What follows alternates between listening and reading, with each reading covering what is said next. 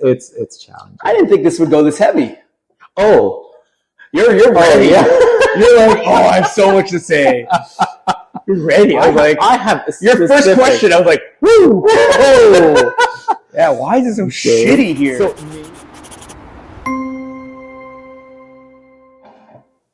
Cheers to this. Thank you. So one of the things that that I really wanted to discuss. Oh, you came prepared. No, I didn't. But one of the things that I really wanted to discuss with you is, like, what do you feel is preventing Toronto to have nice things? Oh, I mean, we kind of have like, I know that design culture isn't great. Yeah, but why is it? Because the same people in Montreal... I think it's systemic. Yeah, that's what I think systemic. Like, the same people, they're not, like, they speak different language, but they're not that different. And they value, like in Montreal, for example, they value design way more than we do. It's systemic. Like, if we think of just the history of Toronto, if you think of the history of Toronto, the way they did just the subways. They went to one architecture firm, the Park and Firm, and they did all the subways, and they're all kind of the same-ish with, the subway tile. Yes. But, like, there's no competitive thing. Versus Montreal, every single subway station was a competition. It's lovely. And so all of a sudden you have these really cool spaces that are just public for people to see and experience through time. It's just lovely. And that permeates into the culture of nice design things. Yeah. And I mean, not say Montreal is some far cry better design. Like, if you compare it to Europe, good stuff happens in Montreal. Yeah, but it's not like amazing. No, I know. No, they're like, they don't build as us.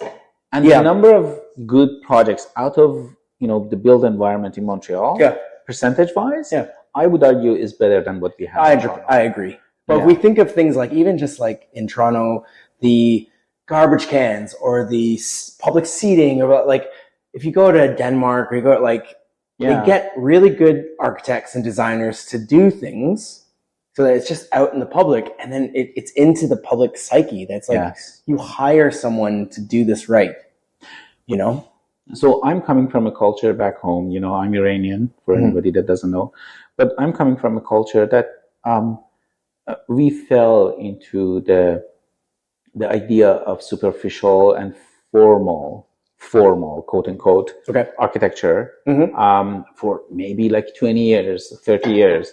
Prior to me coming to Canada, it was the prevalent architectural, psyche or zeitgeist of the era, that people would, like some of the stuff that we now see in Toronto, like ACM panels and, and doing curves and, doing the stuff that are, like interesting, formal stuff.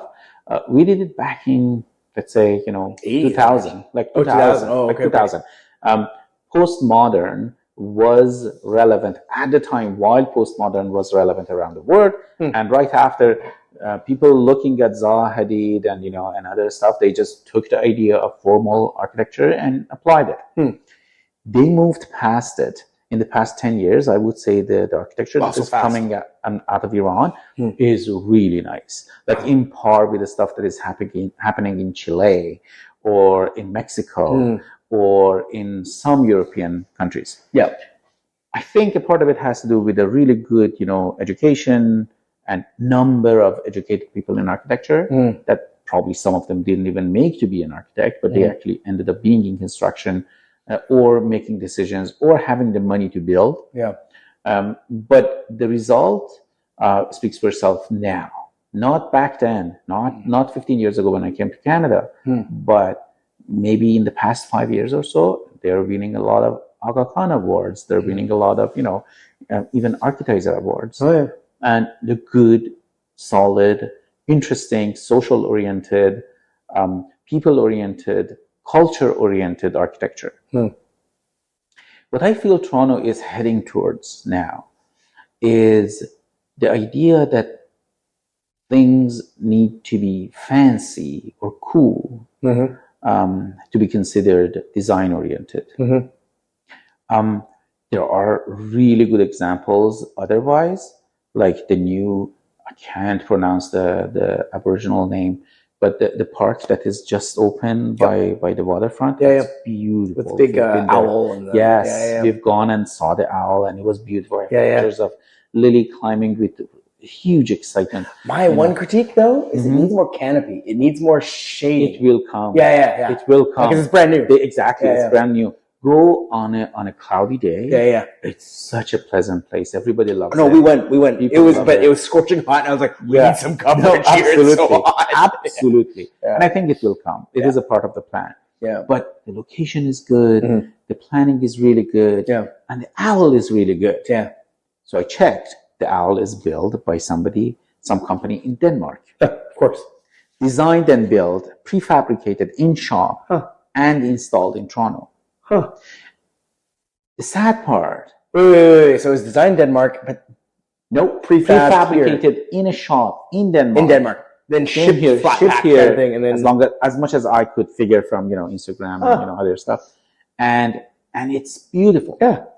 The problem is that as somebody that is not born in Canada, not knowing where it came from at the time, I walked into it and I was like, oh my God, this is Canada. This is the most Canadian thing that I've seen in Canada. Like, this is literally, like, it's out of wood, it is well thought of, it is for kids. It's an animal. It's beautiful. It's like, it doesn't take itself too seriously.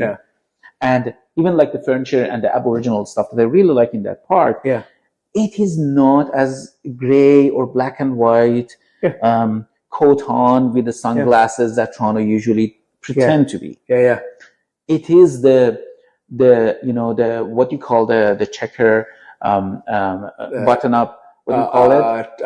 I was gonna say tartan. No, the flannel. Yeah, the flannel. It's not the flannel and jean that that you expect from a bit rugged but really charming Canada that I think could really work.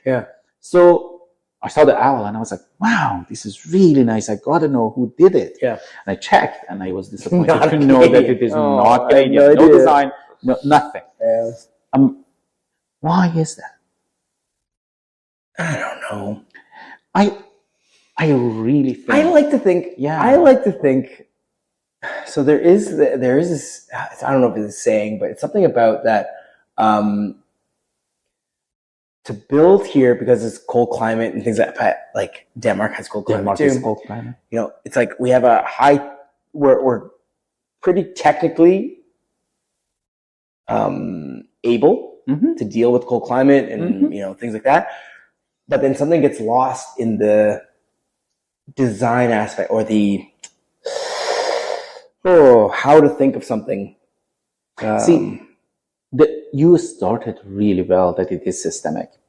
I'm going to give you a couple of bullet points of why I think it is systemic and not related to a person or I think it's definitely systemic. So there are a lot of people from Europe, from South America, from Middle East, working in China and Asian culture with this, like Japanese, that are working in Toronto specifically. They are in design community. And with the exception of one or two, maybe a handful, they cannot produce the same quality of work that they would have, in their home countries. And I would say, knowing you and many other friends of mine, even the guys that are born in Canada, and I worked with or went to a school with back in my McGill days, they are more than capable of producing those results. So there's not a lack of, people or creativity or any other. This is the thing, like, good projects need good clients. And so you could be the best architect in the world, but if you don't have a client with vision or a client with, then you're kind of stuck because you could produce the best thing, but it'll never take off. I agree. Right? I agree a great deal with that. However, I would say maybe we are not working with those clients, but I would say 80% of the project that I see is not even thinking about design. No, yeah, 100%. They start with, oh, this is a fantastic investment opportunity. The money they are building a house for their family. The family is young, and they're going to stay in that house for 10, 15, 20 years. Maybe 30. Maybe 30. You never know. But they still, the first thing that they say is that, ROI. Would this sell in this market? Which is a crazy statement because it's like you want us to design something specifically for you, and then when we sell it, we'll have good broad carpet appeal. It's like no, this is designed for you. If we find a buyer that is you, so like that, your exact same circumstances, then it'll work. That I know. So my mind is always splitting in two. Like dichotomy of okay, he really likes this. Like she really wants this. Like I think this is really good for their kids. And on the other hand, be like, oh, but is it gonna sell? I usually have very early discussions about that. Like with the client, like when the moment they say like, oh, if we sell in 5-10 years, it's not going to work. Then I'll be like, okay, so this can't be a custom house. Like this, you can't be polarizing because you're going to cut out 90% of the people you want to sell to. It's like, do you want this to be your forever home, or do you want this to be something you'll sell in 5, 10, 15 years? And that's a big. Because then it changes the whole the project. Then it's like, okay, they're gonna want vanilla to sell in 5 years. I have that discussion all the time with the clients, and most times they say, "No, I want it to be designed for me, but I want to be able to sell." The irony. It doesn't make any sense. It doesn't make sense. But are you gonna sell it to yourself later on? I don't know. I literally gave up asking this question because I didn't get I actually had one client that I told them, what do you want? He was in my office with the builder and with his wife. The wife was like, oh, we want it to be nice. We got the permit just recently, and that's why it is fresh in my mind. She was like, we want it nice. We want it this way. We want it that way. And I was like, yeah, good. I took notes and everything.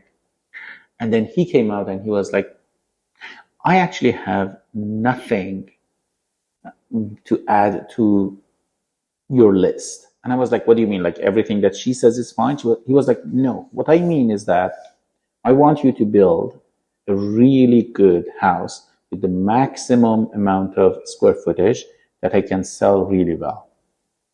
Okay. And I was like, I thought that you're going to do it for your family. And he said, we are, but we may just sell it as is the moment that it is done. I was like, but what do you want me to do? What do you want me to design? He was like, you are the expert. I mean, on one hand, that's kind of freeing. It is very freeing because he was like, just sell it, just do something that sells. On the other hand, I'm an architect.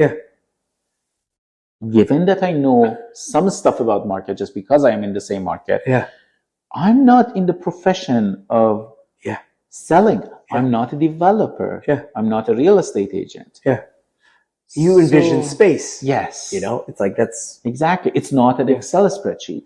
It's like, would the Pantheon sell? It's like, what are you talking about? Like exactly. It doesn't make any sense. So it doesn't. It's really interesting working in Toronto. Well, this could be a global problem, but it could be a global problem. And maybe there's this handful of architects in many countries that are able to break it.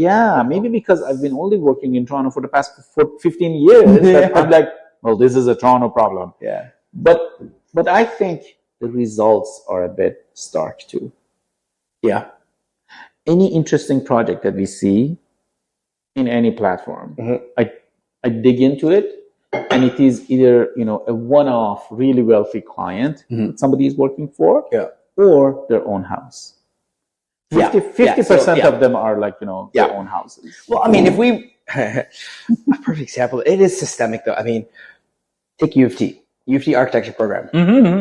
Their new architecture building is not designed by a Canadian architect. No. Right? Like the irony of all that. Yeah. It's like, of that school of architecture, you couldn't take a graduate Yes. from your program or from any Canadian program Yes. to design something great for your Absolutely. future of your, like, that's cuckoo bananas when you think about it. You just touched on a very hot topic in my mind, because it drives me crazy that Toronto's courthouse is designed by Renzo Piano. I mean, that's great. And that's great, but couldn't we have gotten somebody else to do it that is Canadian? Yeah, give them a shot, you know? Like, had we done it at the time of Ron Thom or, other great architects, Canadian architects, would we have any interesting thing in Canadian architecture that is Canadian, that everybody is proud of? Yeah. And I know that with, things going south of the border, going on south of the border. I don't know what you're talking about. And everybody, I know, nobody wants to talk about it. But the nationality is, rising. Like, I understand that. And the irony of me not being Canadian and being, prejudiced towards Canada is probably funny. But I think I believe in locality in general.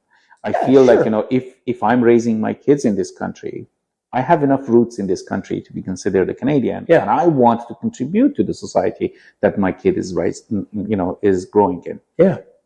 So I would say it is, and you know how much I love Renzo Piano and how much I love, like MVRDV is one of the coolest, architects around the world. We were studying him back in school. Yeah. Like, it was like. Exactly. Everybody loved it. Yeah.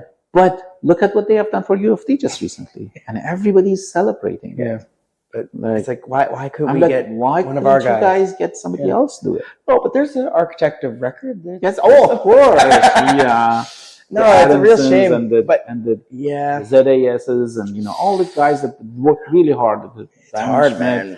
That work really hard to get something built. Yeah, and then they get slapped with the but you're not the designer of this project.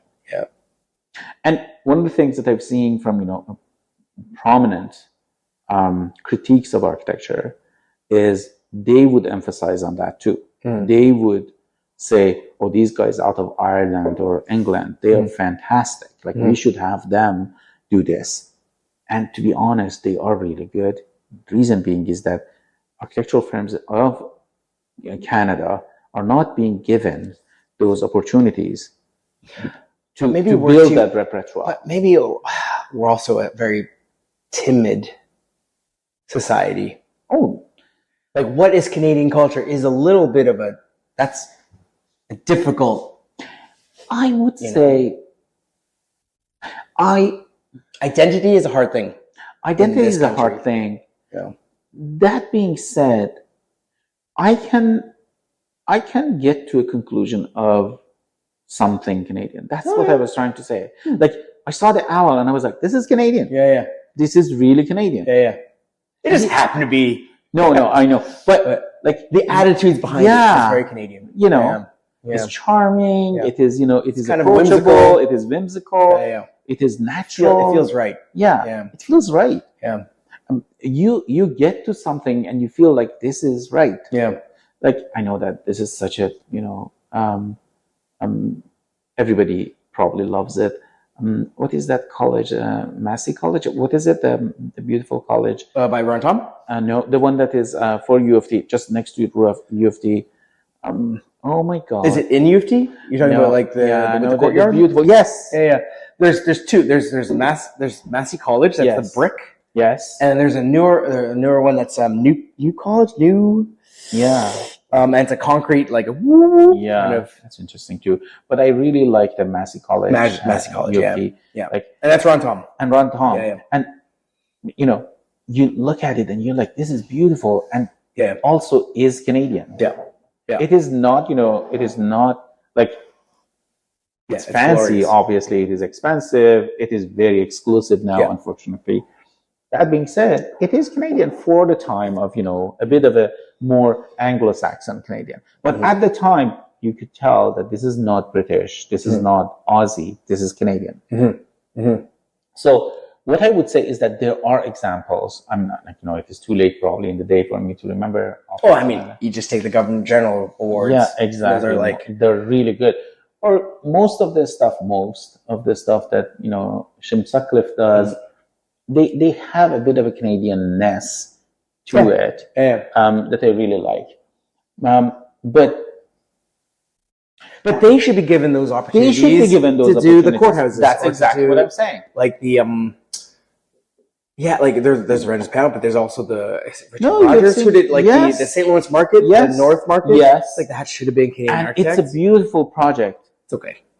It's okay. I know that people don't like it. I don't love it. Yeah, I know. It's okay. But I went there twice during the Saturday, which is the best time to go. Otherwise, probably it is a bit gloom and gloom. But on Saturdays, it looks like really well designed. On Saturdays, the doors are not working. Oh no! The opener already are broken, the operator and stuff. Oh, no. It's such a mess. But it is well designed. But why don't we have a Shim Sutcliffe project there? Yeah. Why don't we have even a KPMB project there? Yeah. Not that I'm promoting them, but I actually worked on those. So that competition now is at Dialogue. Back then it was Close 70. And we were there's 6 finalists. So it was a competition, At least it was a competition. At least it was a competition. So, like, we just happened to, we didn't get it. But at the same time, I was very disappointed with the design that won? That we came up with. I know. Wasn't great. I was only a student, I think. I was too young to be able to say anything, but I was like, this sucks. But what won, I was like, it's okay. But it actually, what was built is almost identical to what was designed. In the competition. So that's kind of incredible in itself. And I think Botcon sued the city for like a huge amount of money. And I don't know what's going on there. Yeah, I know.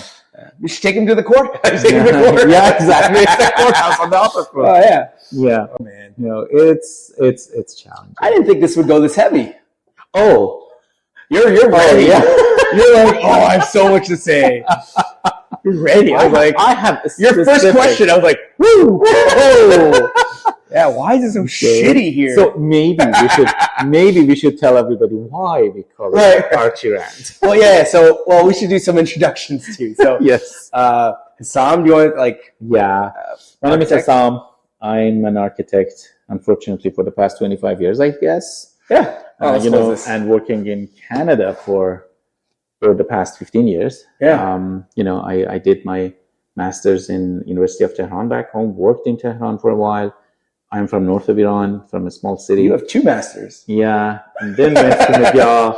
Had I known the stuff that I know now, I might have just skipped the second one. But I really enjoyed going to McGill and learned a lot of stuff that we weren't taught at the time. And we didn't have a lot of access to good stuff and internet back home. So it was really critical for me to understand some of the theory of architectural practices that were happening after 1980s. And that was the contribution that McGill did to my profession. And I'm really happy that I did that. That being said, not knowing French, Bahara knows I don't. We had moved to Toronto, and ever since I've been in architecture one way or another. Yeah. But one of the best colleagues, one of the best things that happened to me was to run into you at the same place that we worked. Yeah. And I'm really happy that, I get to know you, and you were so kind and supportive when we first. No. The truthfully, we were kind of frenemies. We were in competition. I'm gonna tell one joke, and I'm gonna let you introduce yourself. So I told Jason, should I friend you on Facebook? And you said, I'm not here to make friends. Yeah. And I think that gives you a good impression of what Jason was back then. Yeah. Well, so my name is Jason Fung. I run a small practice in Toronto as well. It's not as small as mine, just to be clear. Well, I mean, it's a different practice than yours. Yes. You guys, your work, you're much more controlled. Yeah, but you guys do really fun stuff. Yeah, it's just a different practice. I actually don't design as much. I'm more managing for people. I think it's a different model. I think that's it's just a case of design. So I think it's a case of design. I'm gonna later tell you why I think that is. Continue. But anyway, so we met back at Studio JCI. It was like it's open secret. When I was hired at JCI, you were hired maybe 2-3 months after me? Yeah, it was very recent. Yeah, very but anyway, recent. I was hired at JCI, and I'd worked in a couple firms before that, but the firm right before that was doing condos, doing big buildings. Yeah, and the idea was hiring me to help do bigger buildings. Yes. Because at the time, JCI was just doing houses, and they were landing bigger projects. In my head, every time I moved offices, I was like, okay, this is a rebrand of who I am. Let's try this out. So JCI was my professional. It's like, I'm going to say very little in the office. I'm going to dress in a shirt and pants every day, and I'm going to work. And it's like, this is this chapter kind of thing. Yeah. And I didn't realize though, like, everyone's so nice. So met Hesam, and Hesam was like, I've never met anyone that could work so hard and so efficiently. And so I was in my professional mindset, and you were in your professional mindset, and both of us were like, oh, if that guy's working this hard, yes, I'm gonna beat that. Yeah, I'm gonna beat that guy. So both of us were. But who was winning? But who was winning? JCI was winning. No, they were anyway. And so the two of us were like silent competition, but we were on different projects. That's so true. And then it took a couple months, and they're like, "Oh, this is like, what are we doing?" No, but it was fun. It was fun and games while it lasted. Yeah, I liked it. I look at that chapter of my life now, and I feel cherish it, man. Connections. Yeah, the connections that I've made then, especially for a new immigrant, not knowing anybody in Toronto back then. So hard. It was really like one of the few melting pods is where you work. And if you're lucky enough to have good relationship with your coworkers, that lasts. I just wish, in hindsight, yes, I should have been there to make some friends. No, in hindsight, it's like, oh, you're new to the city and stuff, and I was like, I don't want to. No, I think. Well, you're younger than me, and I think you were at that stage. No, I know, but I think you were at that stage of life. I got to climb a ladder. Yes. I got to push. Yeah. And I totally get it. Probably 5 years before then, I would have done the same thing back home. Yeah. You are in the mindset of, I'm actually forming the professional persona that I want to. That's exactly where I was at that time. So I was like, I'm not here to socialize. I want to of course, because you have the top of my game. You're a huge group of people, and friends and everybody with you. But I would say, the people there were so kind, and I think we learned a lot. I think we learned a lot. Through working really hard. I remember I would come to the office at 8 or 8:30 a.m. and I would leave not before 7. And we would work really hard. But I've learned in probably 3 years there. I've been there for 5 years, but in the first 3 years there, I've learned probably almost an equivalent of 10 years, working just, casually or probably normally. I'm really happy that, that happened. And I'm really happy that I got to know you. I want you to talk about your education at TMU, Ryerson back then, because you are a huge contributor to that. Oh, yeah. I really like it. Well, because thank you. I grew up in a very middle class family. I was never poor, but we never starved in our life. But relatively middle class. And so by the time I got into university, and it's like Disneyland. It's like the best thing. And so I always look very fondly. It was hard, right? You have lots of all-nighters. You have lots of things like that. But then I was with some of my closest friends that I have to this day. So I look very fondly to that experience. I think about that with the young now, and I want them to, if someone wants to go down the path of architecture, it's a great school, and I support it. It's my alma mater. And so, I just look really fondly. No, you're underselling yourself. Jason is actually very involved in the program and and supporting some people. Yeah, like diversity, and so like I think you're hinting at I fund it's a small award for diversity and equality, inclusion, which is actually in this while recording this it's not a good time right now.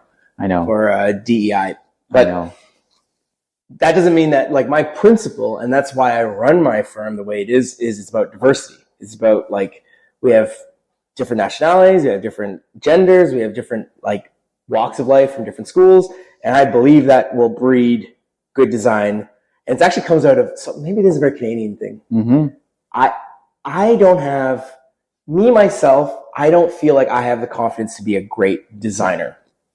And I think that comes out of being Canadian and being very modest and that kind of thing. And so I leverage the creative brains of a great team. That's the way I'm crafting this firm.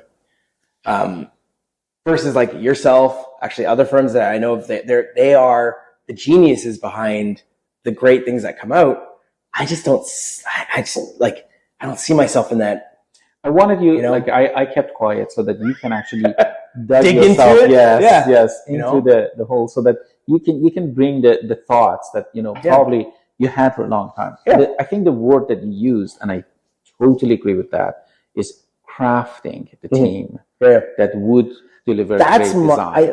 I think that's my. And I think you're crafting, man. That's what I'm trying to say.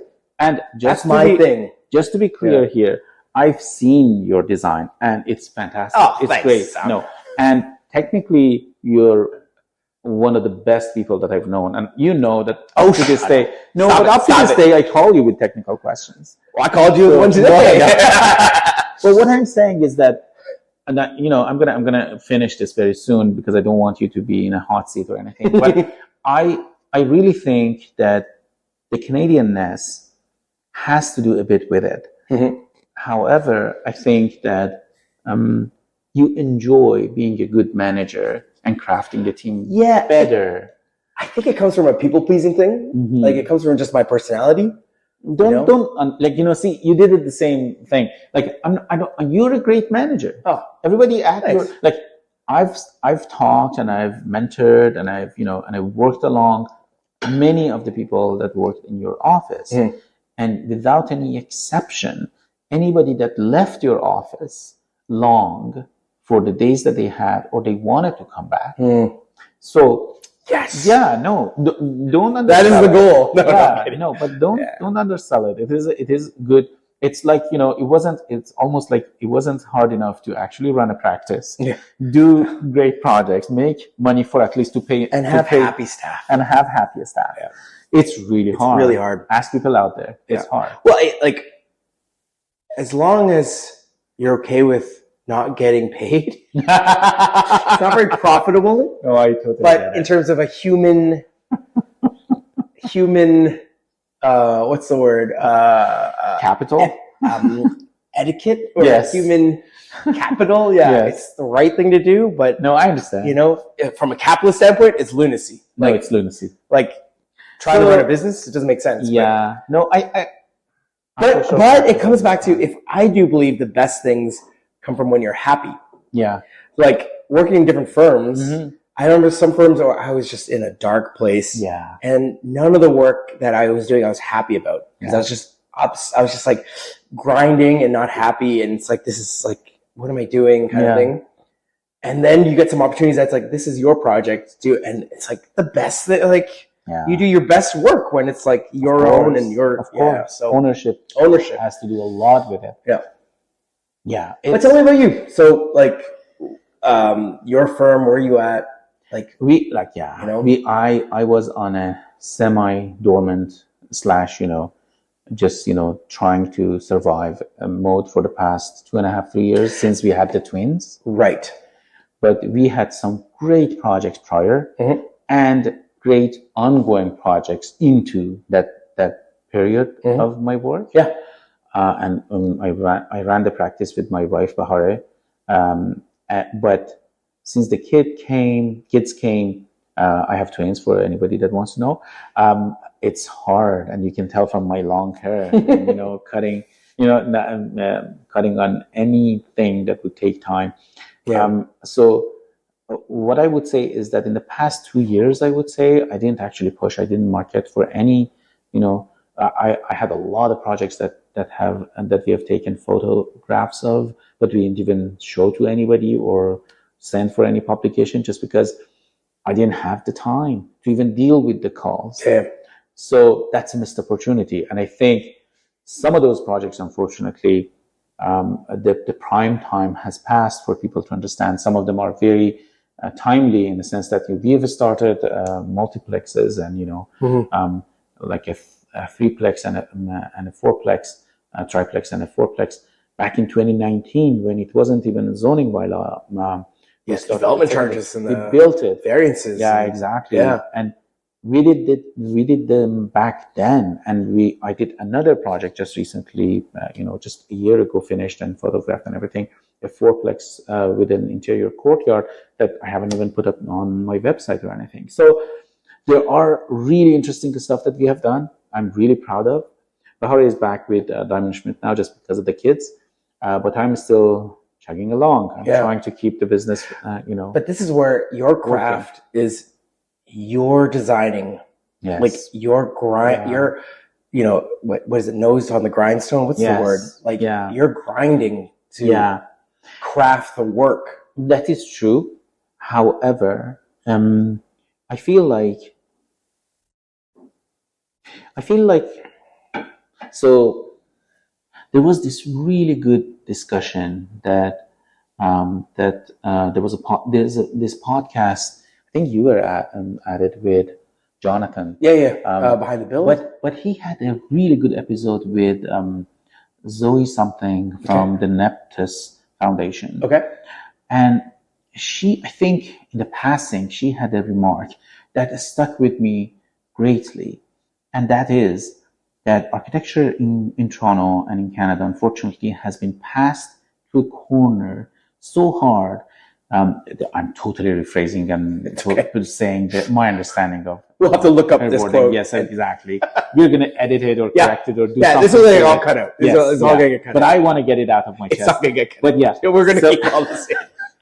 So she said that they would do mostly interior design work. Okay. And I totally agree with that. Yeah. Most of the design and the grind that we do comes down to making this shell of a building that is mainly driven by development charges, GFAs, what is allowed, what is not. Yeah, the performer. The performer sheet, and everything. And I'm like, we are these creative creatures that we're like, we can't let this go, just bland or, like this. So we make it nice. Yeah. Bahar and I, between ourselves, we call it putting wrapping paper everywhere. That's what we call it. Like it's like, something that you just wrap it with something. And it has to do with the kind of construction that we do in Canada as well. I'm not, I don't see it that way, but I really think that most of the nice projects that when you look at it closely, it is about what kind of stone finishes, and the best thing that somebody can do is, let's bring the light this way or the other way. Whereas architecture broadly, my understanding is that has to shape the space and the life of the people they're using, or vice versa. There's a two-way street between the two of them. And then the site that it sits in and itself versus the site that it sits in. So there is always in this push and pull between the context, like the literal context, formal context, urban context, and the life that is happening within the architecture. And I think that could be much more interesting than the similar copy paste 3 bedrooms in East York or 4 bedrooms in Leslieville that is going everywhere. And they just play around with the materiality of it, or it's just aesthetic. Or they come to us with like, I don't like modern, but I don't like traditional too. Can you make it transitional? And I'm like, what does that mean? Yeah, what does that mean? It's in between. Like, And even traditional. What do you even mean by traditional? Like traditional values? Exactly. Traditional. Or just aesthetics. Thank you. Crown molding. Thank you. Tell me you want crown molding. Tell me you want Tudor. You want Parisian. You want, But honestly, that's like almost the lowest form. No, I know. But what I'm saying is that even if you're, when you're honest, when you tell me that you went to France and you really liked the ornaments, and I want that, and I would be like, got it. Okay, I'm going to make it work for I actually have this potential client that they're like, I want a Second Empire feel, Napoleonic kind of feel. And so, I had to Google it, but then it was like, oh, right, I see what you mean. You want this aesthetic. I have no idea what but it's like, think of like darker woods, turned columns, like just a little more ornate, really ornate. And so I was like, that's just it's actually kind of refreshing. It's like, they just want this aesthetic. Yeah. We didn't talk about anything about their rituals, about how they live, how they see themselves living, or how it was very interesting. But at the same time, the depth of that is so it could be so much more, you know? So that's one thing. Yeah. And then the other thing that is really mind-boggling to me now is that on the other hand, we are allowing all these developers, because they have money. Yeah. They have the power, They can do anything, literally anything. Yeah. To the forms, to the space, to the communities that they are working in. Yeah. And not that I don't like it, not that it is a power struggle that I'm dealing with. It is the opportunities that are being lost. And you see those loss day after day after day, and you're like, oh my God, this was such a unique opportunity to do something really interesting here. And this is what they did. Exactly. And this is what you did. And it is even more expensive than what should have or could have, or I think would be working better in that space. And that's the part that I really struggled with. And I think, back to Canadianness and, being Canadian, I started with the first 5 or 10 years being here. I was like, I'm not from here. I shouldn't comment. I don't know better. Let me see what other people do. But you've observed. I've observed, and I've observed what's going on. And I'm at the point that I'm like, no, this is not right. Period. Later we should add some pictures to our discussion, I think. You think so? So later, I think, some snapshots of what the projects that we're talking about, just because people probably don't have any idea of what some of these projects look like. But there's a small, kids go to a YMCA in East York daycare, and there used to be this really interesting, down to earth, but really interesting library at the corner of the street that that the YMCA is at. And I think it was from 60s or 70s. I can pull it up later and show it to you. It was really, concrete based, really interesting, simple facade. And on top of that library, on top of that, Toronto library, I think it was affordable housing or some housing, like some rent, which I think that was like a fantastic combo for the area, especially because at the time, it feeds into the library. Exactly. There's a life and there's a huge Afro-Canadian community there. And they benefit. I would see them going there on a daily basis. They would benefit from that library. Now, Perkins and Will, they've designed a library there that honestly looks like a helmet. I'm gonna pull up the image. Is that the idea? Is it supposed to look? And I'm gonna tell you why. It's not the idea is not that it's supposed to look like a helmet. It is coming from an indigenous, round, or how. Okay, so it's not intended to look like. No. But it literally looks like a helmet, which isn't a great. And the location, I understand the land,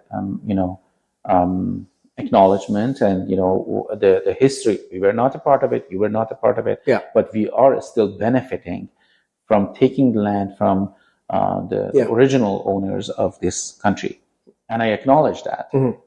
But I would say facing new projects with just formal representation of it's pretty superficial. It's very superficial. Yeah, it's facadism, and it is facadism in a worse way.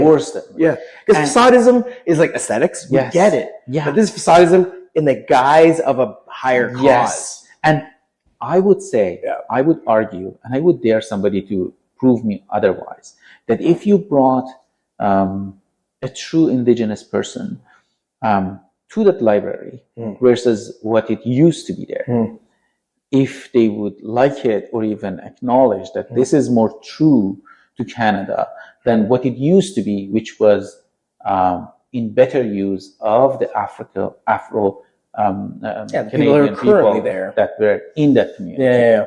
Yeah. So that's the problem that I'm dealing with right now. And I look at the crane, and the structure is up now. They just put the structure up, and I had to look up to see the final, and they are true to those plans so far. But every day I drive past this, and I'm like, I long for that old, almost dilapidated library that could have been renovated very nicely with a tenth of this amount of money. And it would have been much more sustainable. In a sustainable architecture. There's a whole rant we can talk about sustainability. We're gonna reserve an episode. Well, I'll give sustainability. Yes, please. The one tidbit. It's like sometimes I get clients that are like, "Oh, I want to do this new house renovation, but I want to do it sustainable." It's like the most sustainable thing is do nothing. Just move in. It's like, that's the most sustainable thing you can do. Absolutely. Anyway, so that's my. So I'm looking at the amount of the money that TPL is spending there. I don't know where the money is coming from, but I don't think that it might be. I think it just sounds like it's also in the name of gentrification too. So that's the thing, right? Which is not a great thing. And eventually, everybody is going to come. Ribbons are going to be cut, and people are going to be happy. I'm sure that there would be better fitted to the new definition of library with the new technologies and the displacement of humans and but the space and the contribution to the society at large, even if it is just a facade that I'm driving by every day, you feel the life that is happening inside the building by just driving next to it, especially if it is a public building. You're talking about the new building? No, the old building. You would the feel irony of it. Now that I think about it, it's kind of ironic. Because they tore down that building to build this new thing. Absolutely. I mean, how is that any different than the settlers coming here? Like, displacing people that are here. The irony of it's absolutely. And I'm gonna just pull it up just so that you see. You can cut this and edit it. No, it's fine. But there is another aspect. There is another one. I haven't seen any renderings of it yet, but I just heard a tidbit. No, I want to show you now that we have talked about it. So bring it up. Bring it up. Library. So I'm going to show you the old one versus the new one. So I just saw a corner of the brick. That's really it's cute. It's really cute. It's a small, simple. This is the planned old one. Look at these are rental units and with their own, little terraces and exactly. And then I'm gonna just go down to the corner, and this was the library. Oh, it's cute. Very simple, cute. That was the library. And then these were, probably what we are trying to build nowadays, which is a really nice, affordable housing on top. And you could, argue that this is old or dilapidated and it needs renovation. Sure, you can even. But this could be cleaned up. Yes, exactly. That's what I'm very trying to say. Minimal, with good bones, and you can even see in the Google image how inviting. Look at these. A splash of paint could actually make a difference. Exactly. Too. It doesn't take much. People are sitting around. They go inside. They would do all sorts of stuff here. I've seen. Look at the people that sitting on. Nice. There's an entrance plaza. Like a simple. It's not a fancy. Show me the helmet. I want to see the helmet. Yeah, you need to see the helmet. Yeah. It's a road library, new design. William Perkins.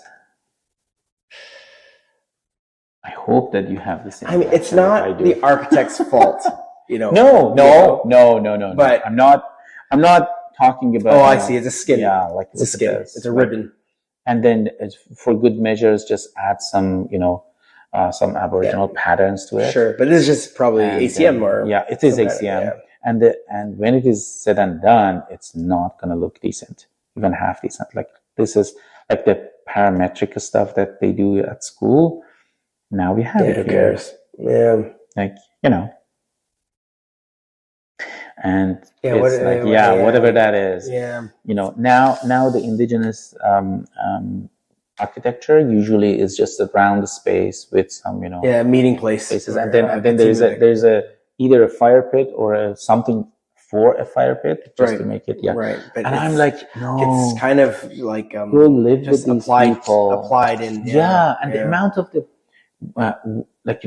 their life. Like I remember when I was a kid, I know that the name is derogatory or, is passé now, but at the time they were called Eskimos. Like we would look at, these documentaries by Eskimos. And I was like, this is phenomenal. This is such an interesting, architecture, society, tradition. And these guys, like, the Mateys, like, different people. I don't want to pretend that I know everybody or everything. No, but the difference is the attitude behind it. Like if this is true, to me, the attitudes should be more like, oh, this is what exists currently, like the social, the affordable housing with the library. How do we reuse these materials, or how do we use what's here on this earth? Like, you wouldn't build an igloo, where teepees are like it, but those structures were of the local, like it's of the place. Like, is there an aspect of people that live here? Are they the ones building it together as a community? To like, there's these attitudes that are missing. There's no like I can. It's just Like, look at this. Like, what's going to happen? Is it local materials? How are you going to even build it? How are you going to waterproof it? What's going to happen in the snow? Like, or if it's done right, it'll be. I mean, in terms of technically done right, like constructed, then it's prefab. It's like that's not really the right attitude of this. I honestly think that it was a. See, and that's the part that I want to tie it back to when we started this this discussion. Yeah, that we are at Urban Toronto, and at the bottom, it's like nice. There are some well done smoke architecture and Perkins and Wills, and I'm not bashing about I'm talking about the people actually. It's pretty nothing. It's pretty superficial. They actually are like. Yeah, this is good. Nice. This looks nice. Good. This looks something, that is out but it's not a real critique of. Yeah, no, I know. But yeah, it's hard, man. Like, so, I was told, I see the construction going up. It's the new CAMH. And they're like, oh, it's supposed to look like a brain. Yes. But I'm like, that's such a superficial way of, it's like, does it function like a brain? Yes. Like, do it does, like, no, it would look like a brain. It's like not even. But it's like, the idea is. It's like who came up with that stupid idea? Yeah. Like, it would be interesting if it was like the idea's presence of this is supposed to be brain. Like, we have these areas that do these functions and they tie to this thing, and there's two halves of the idea of it. Let's say aesthetics of it. We may be presented with the same questions sometimes, and we may come up with a superficial idea sometimes too. Like, it's not all the time. Well, we do aesthetic. We do aesthetic all the time. Yeah.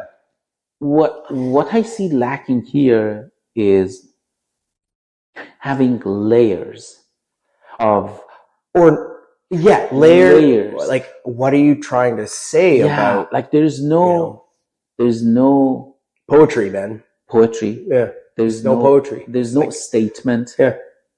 There's no, I remember there was one thing that I learned from a really harsh class back at McGill, and a prof was like, if there is one thing that I want you to get from this, is if you're writing even a PhD thesis, if you do not have a statement, it means nothing. Yeah. All the work that you do, it means nothing. Yeah. what is the main statement of any of these buildings? Mhm.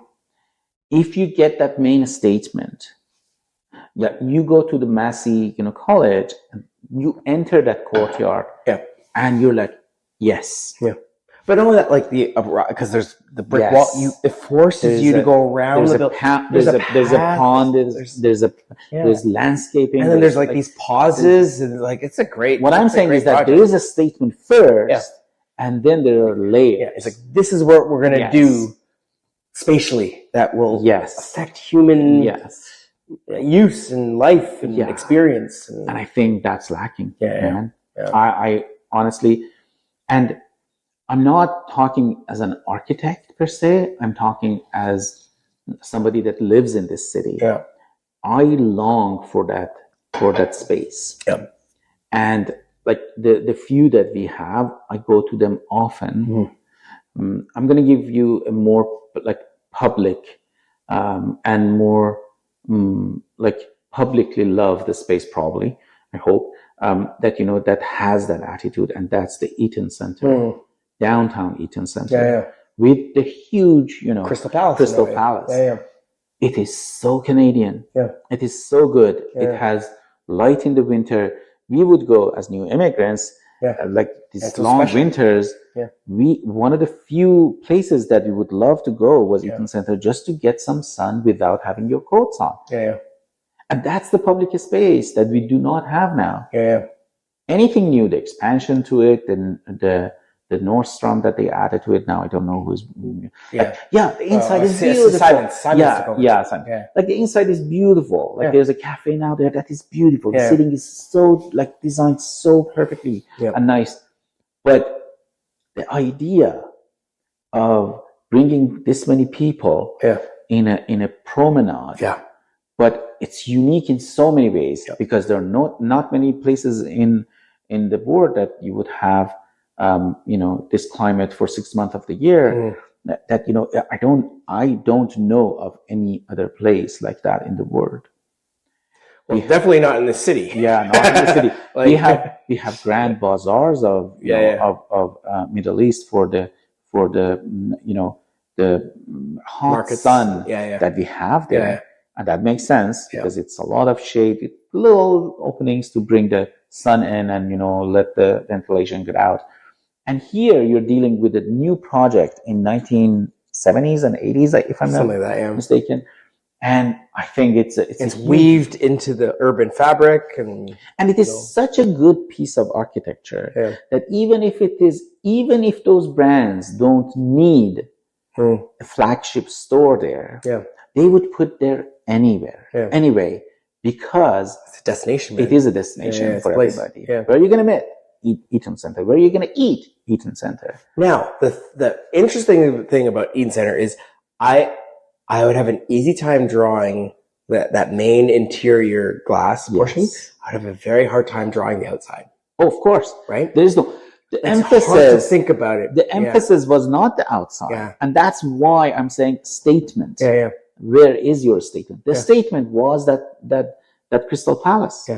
Not the outside. You walk in and like I'm sure that some of you would call me crazy, but the idea that you would park your car up in the sky next to that Crystal Palace only for the sake of having that Crystal Palace. It's cuckoo bananas. You would never having that corkscrew is crazy. Yes. It is pretty cool. But it works really well. Yeah, it works really well. And kudos to, Zeidler. To Zeidler to do that. But what I'm saying is that... But Ontario Place was that way too. Ontario Place was really cool. As a kid, not anymore, but back in the day when I was a kid, it was a place to go to. Tell me about it. Yeah. Well, like, 'cause they had like... No, I've seen pictures. Yeah. Tell me about the there was the experience. This kid, so... Ontario Place is not just the place that floats in the middle of the water, like on the stilts. There's this whole like kids play zone that it's It's like there's 3 levels of playgrounds. We're at the worst level now of playgrounds that are like basically designed by lawyers. Yes, you can't really get hurt. Yeah. There was this middle ground where it's like you can get hurt. Yes, but that will build character. Yes. So they had these really cool like it's like leather or pleather. It was like a climbing volcano looking thing. And you'd climb up to the top and you would slide down and it was maybe, I want to say 15 feet. Wow, that's actually tall. It was pretty tall, but then again, I was a child. It could have been shorter, and then they had these things that swung, it's almost like punching bags, but you'd swing and you'd run through and it had all these activity kind of now things. They're talking about, now that, I'm raising 2 kids and I need to learn. I'm learning a little bit about the new idea of, don't overprotect your kids and, don't let them get hurt. Let them get hurt. Let them do the scariest stuff to understand what is the boundaries of pushing something. Yeah. And, going to the edge of that, that. Well, not lethal. Yeah, not lethal. They're not going to die. No. But I'm letting them, and the experience is fantastic. The first time they cry, the second time they know. Yeah. And it is really interesting. Just recently we have introduced cutting things to them. And they've started doing it. Do they have wood knives? No, or they have we just got it from IKEA, and it's they have a kids exactly kit. Yeah. And it is quite sharp. It's not not sharp. Yeah. But we let them cut a banana the other day. Yeah. They ate the whole banana just because they were cutting it. They were cutting it. Cool. They loved it. So Clark's not there right now. No, I know, but I'm excited for that phase. Low. But that's sorry to distract you from that. But we're going to get back to the Ontario place because I think that deserves, I want you to actually describe me the livelihood of the place, because the outcry, the outcry that I'm hearing from the community that was kid at the time. It is a memory of a place. Yes. It's a memory of a place, because Ontario Place functioning today, if it was still around, most of it's been demolished, but up until maybe 5 years ago, pretty much left derelict. I remember not really. We drove by it and we were it's rusting. It's it's not in great shape. It just needed a little bit of love. Yeah, and a kind of a reimagining of what that is from some really creative people. And I think it would have sung. It would have been a great kind of rebirth. That's a pity then. Yeah, that's a pity. Yeah, because it was a great it was a destination. It was a place. It's kind of near the CNE. That's exactly what Toronto is. What? They had this prime land on Lake Ontario, and they were how can we make money off of it? And then they have this beautiful, I would argue, as a foreign person, this beautiful, small, really cute, quaint island plus airport.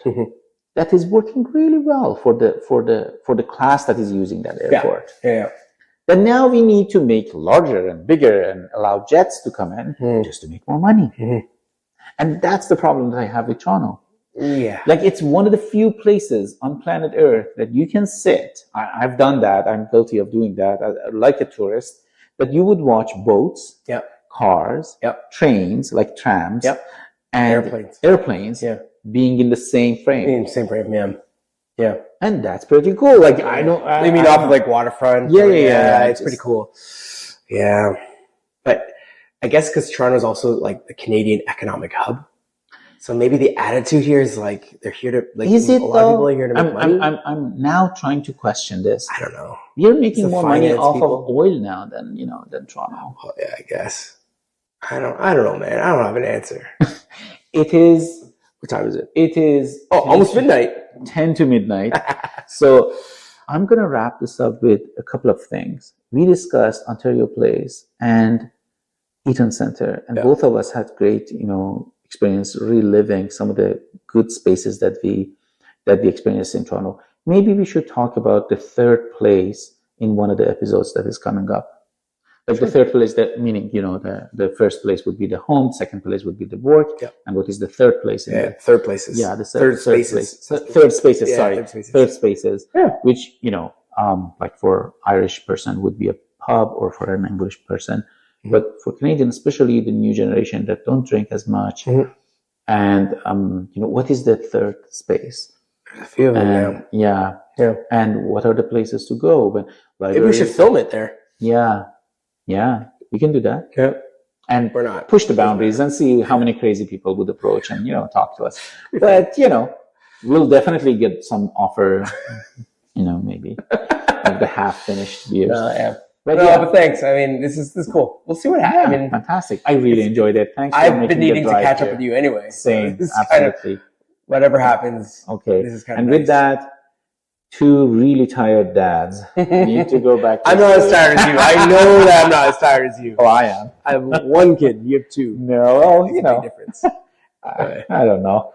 I'm so tired. I don't think that there's anything, more gratifying. Yeah. But makes you more exhausted being a dad. Yeah. Okay. All right. Thank you so much. We're gonna wrap the session here, but we're gonna catch up. Yeah. Cheers. Cheers. Take care.